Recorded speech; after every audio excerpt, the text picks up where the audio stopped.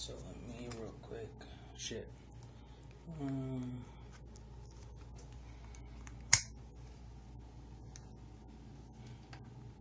Hopefully. A little higher. God damn it.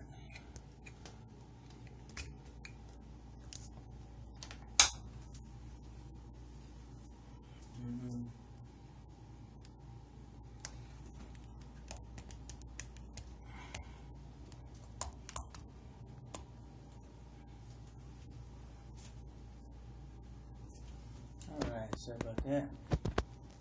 Okay, so this is probably crooked, but this video is long overdue, I feel. I've had my new work permit with my name change and my journal marker change for about a month or so. So, let me show you. It's not valid no more because, like I said, I changed it, and my old work permit. So most of you know, if you've kept up with me, I'm not from this country. I'm actually from Mexico. This is my permit that I got in 2015. Well, I first started in 2013, and it's this.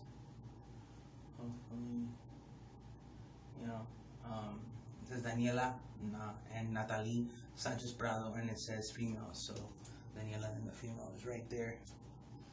As well for my ID, Daniela Natalie Sanchez Prado, and then the female right there. Now, the social security card as well, Daniela, all that stuff. Now, this is the video for people that have their work permits. I believe it's universal because, immigration, the whole thing, USCIS is national, so it's going to be all across the board. Here's my new work permit. It says 2 years, 2-year comparison. So let's compare those real quick while I show you. So Daniel Rene Sanchez Prado, and male, and then here's the old one. So they're 2-year difference. So you guys can see that. Also got it changed with social security. It varies on, I believe it varies because I've given someone, and they're a citizen, all the information to change it with social security, and they gave her a big hassle. I don't know if the person was in a bad mood or not. I don't know. I wasn't there. So, like I said, I changed them. Now, I have my new ID as well. Now, these are about five months apart. So let's compare them real quick. I was growing out my hair at that time, but I stopped, obviously. Oh, there you go.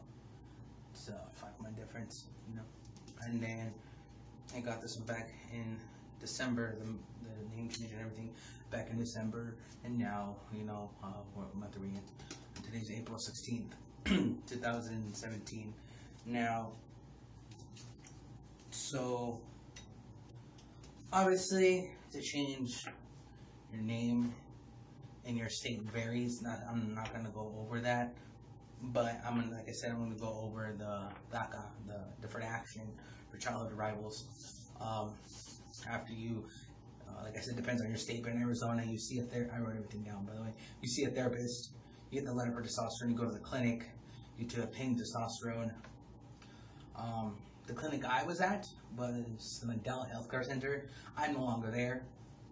My doctor from there, she's retired. These were her guidelines. I don't know the new ones for them, but I found it different.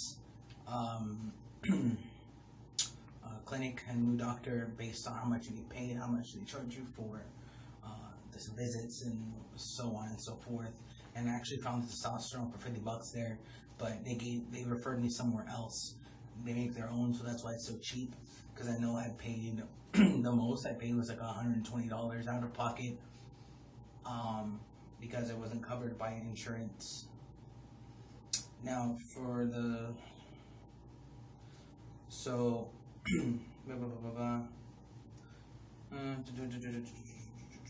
So for DACA, I'm so sorry.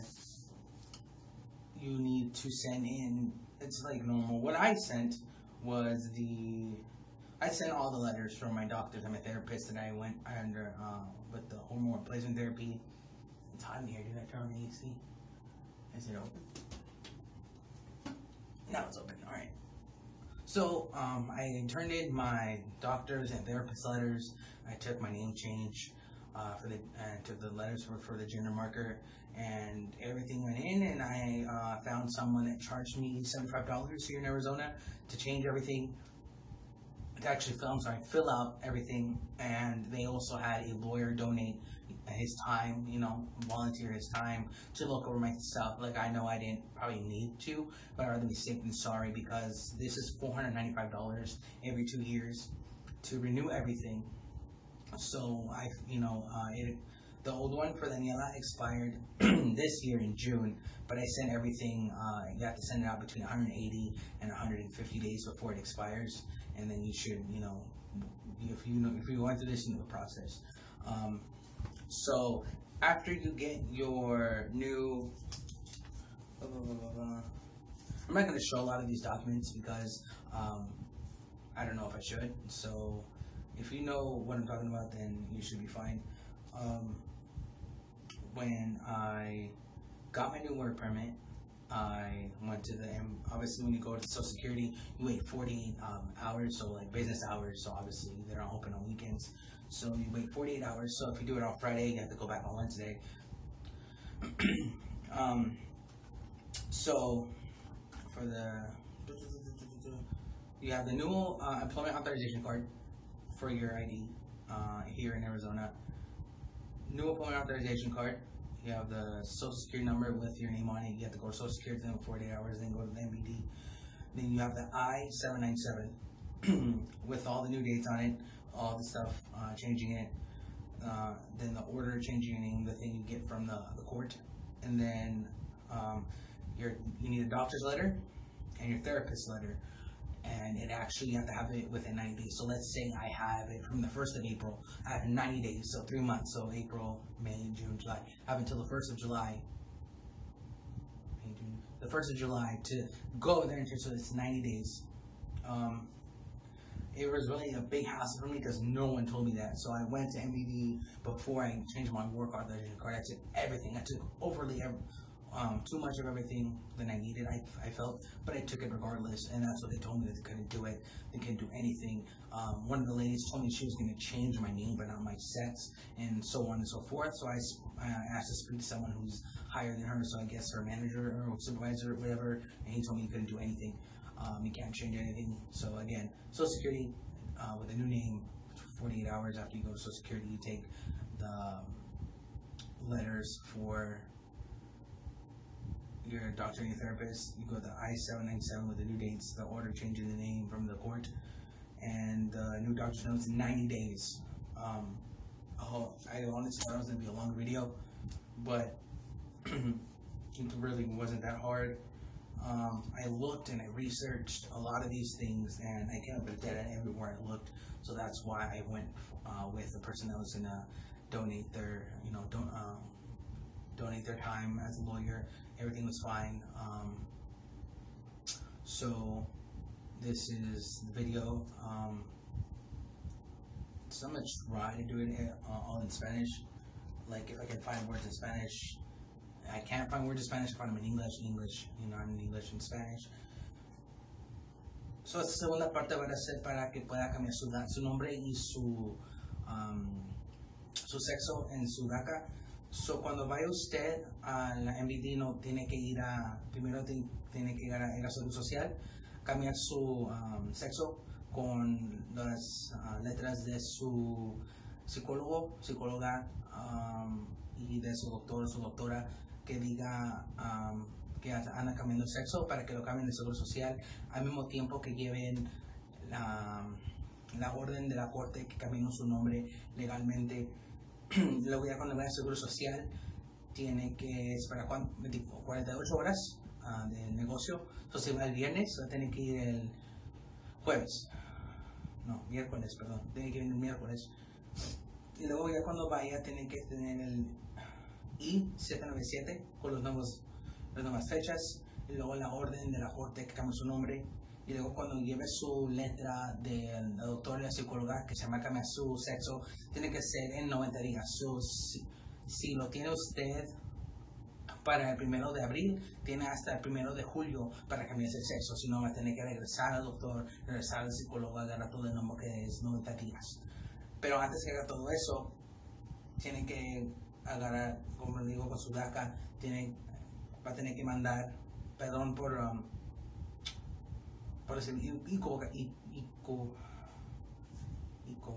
no, that's how you say it.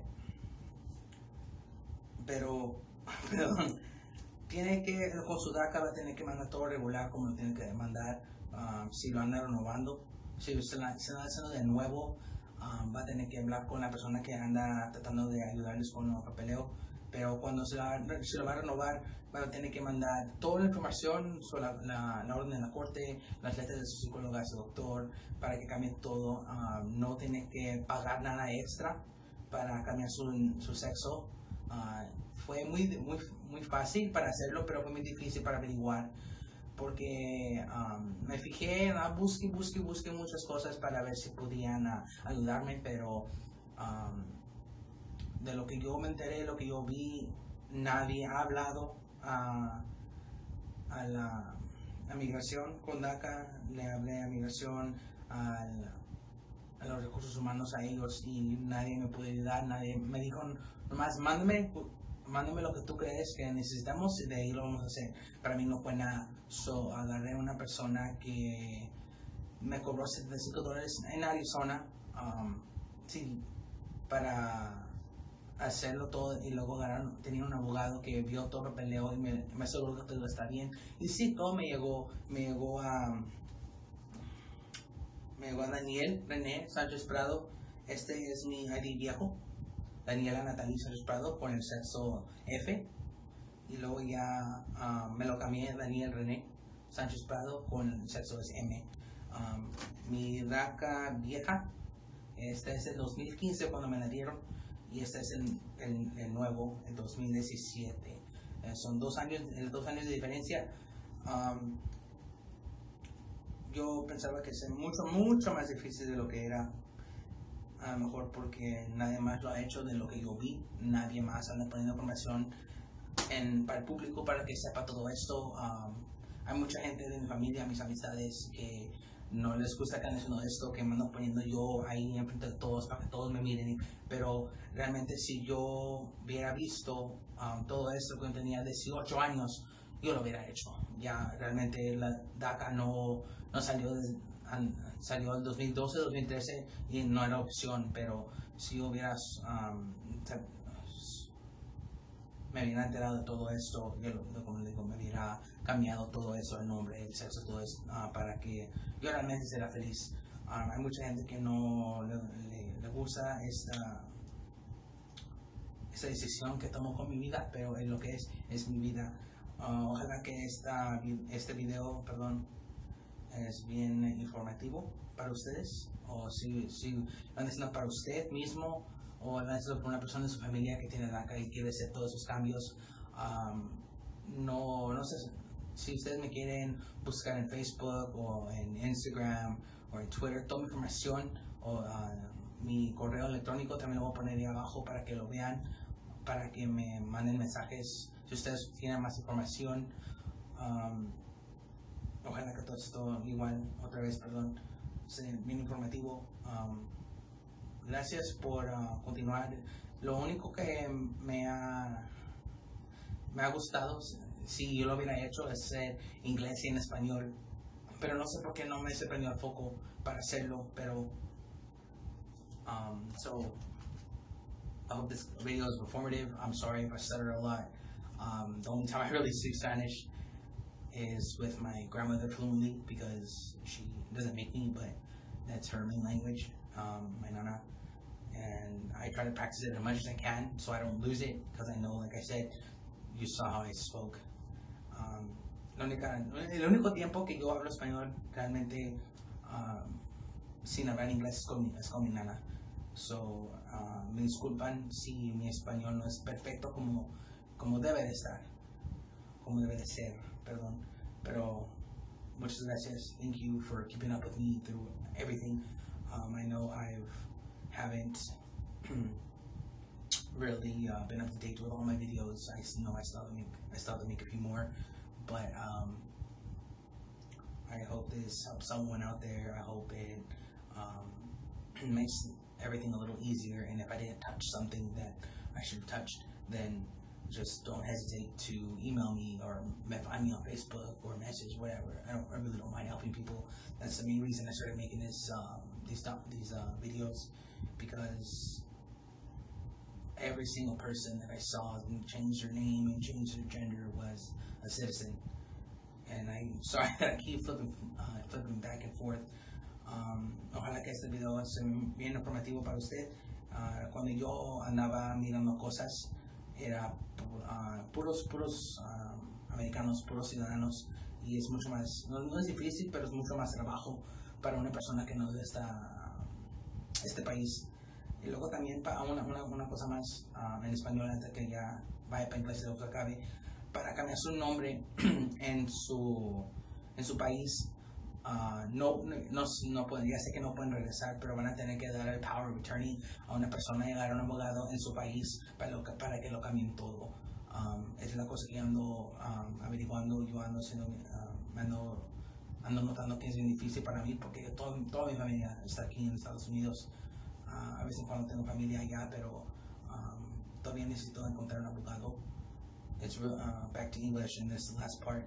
It's been very difficult for me to find someone to change my name back in my country in Mexico. So if you need to change your birth certificate so you have two identities, you need to give someone the power of attorney in Mexico, but you also need to get a lawyer so you can change it, because I tried going to the Mexican consulate, the Consulado de Mexico, to do all this, but they told me you need to get a lawyer and give someone the power of attorney in Mexico so they can do that for you, because you can't go back to your country.